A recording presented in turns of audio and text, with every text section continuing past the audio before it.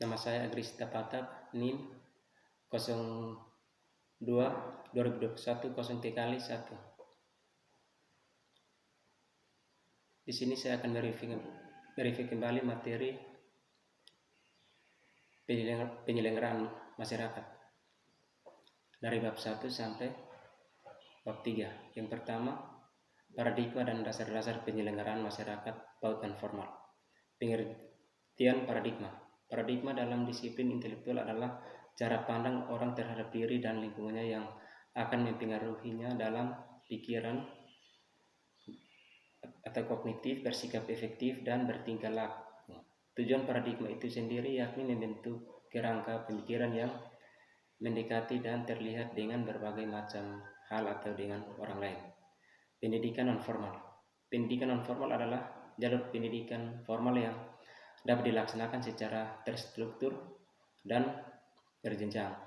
Pendidikan non-formal meliputi pendidikan kecakapan hidup, pendidikan anak usia dini, pendidikan kepemudaan, pendidikan pemberdayaan perempuan, pendidikan keaksaraan, pendidikan keterampilan dan pelatihan kerja, pendidikan kesejahteraan, serta pendidikan lain.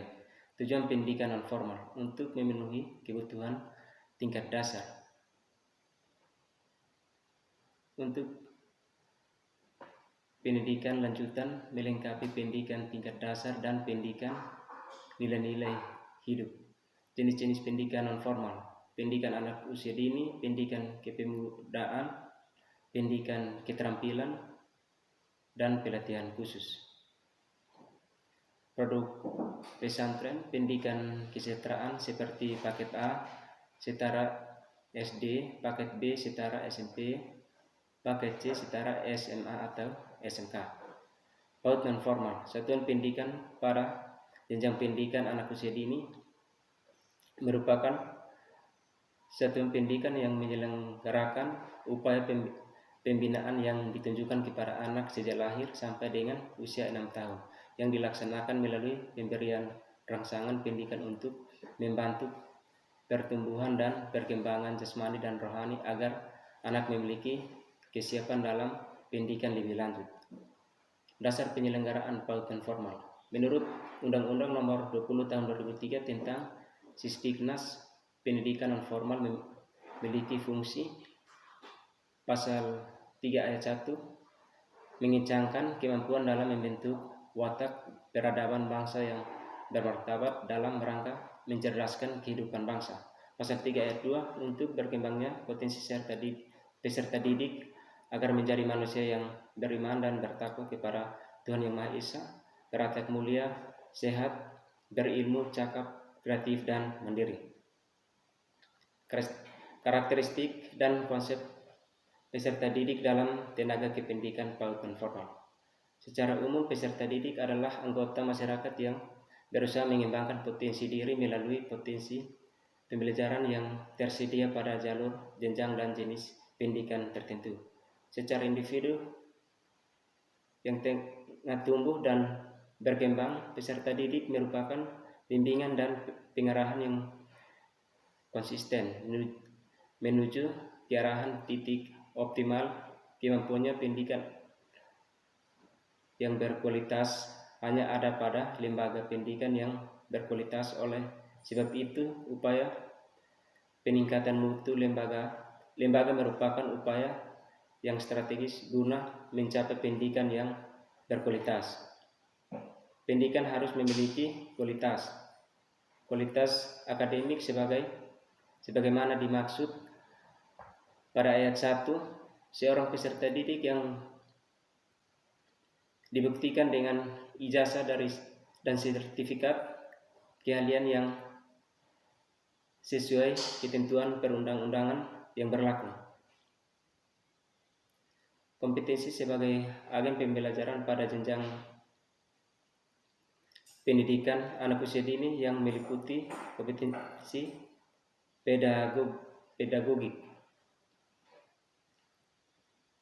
Seseorang yang tidak memiliki ijazah, sertifikat keahlian sebagaimana yang dimaksud pada ayat 2, tetapi memiliki keahlian khusus yang diakui dan diperlukan dapat dianggap menjadi pendidik setelah melalui uji kelayakan dan kesejahteraan.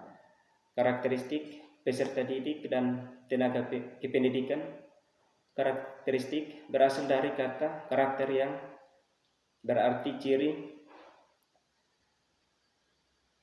ciri watak terlihat dan kebiasaan yang dimiliki seseorang yang sifatnya relatif tetap.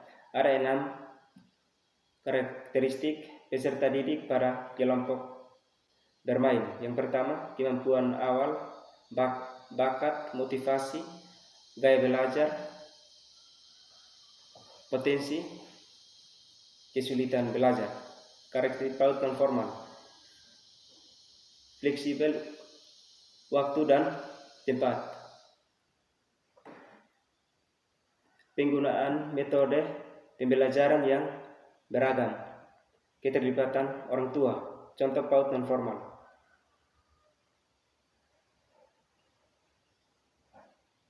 Kelas teman bermain, kelompok belajar prasekolah, program pembelajaran prasekolah di pusat komunitas, program pembelajaran anak usia dini di panti asuhan atau lembaga kesejahteraan sosial. Prinsip-prinsip dalam penyelenggaraan dan pembelajaran PAUD. Pengertian prinsip pembelajaran menurut ahli. Prinsip pembelajaran menurut Dr. Ahmad Syaitu Marif 2009 mengungkapkan bahwa menciptakan suasana kelas yang demokratis. Menurut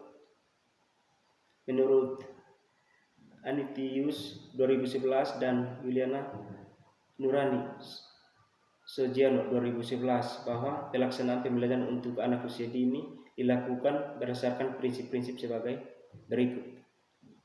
Kebutuhan fisik dihargai, rasa aman diperlukan dengan baik sesuai dengan perkembangan anak. Yaitu pendidikan harus dapat mengetahui dan memahami tanggapan perkembangan anak untuk menyusun kegiatan atau program sesuai tahapan perkembangannya.